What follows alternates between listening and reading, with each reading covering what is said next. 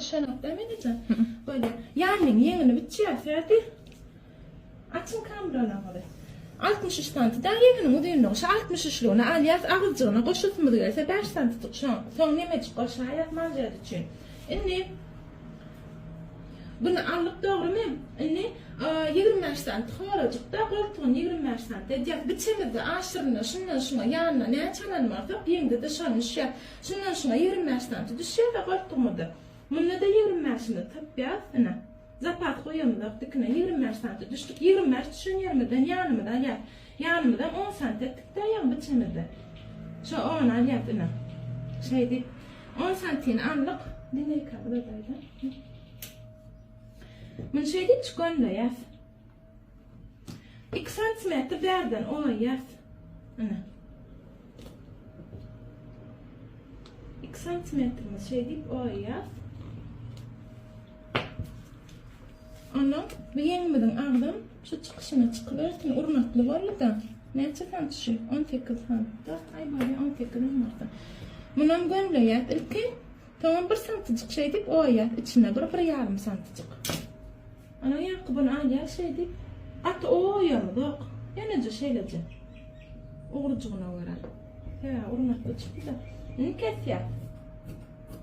Ana yanı bilen yengini biriktirýän ýerini görkezjek şu goltuk ýyrtylmaýa goltukda rahat oturýan ýerini.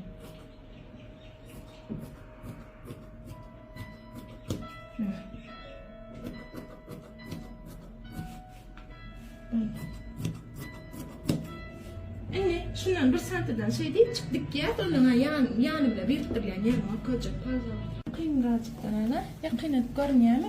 Indi bara, yani bilen yenginin nähili biriktirilişini görkezjek ha. Şu koltukda bir ara koltuğun sallanmany oturýar, biram koltuğun çekilene, yırtılana, biram rahat oturýan görünüşi.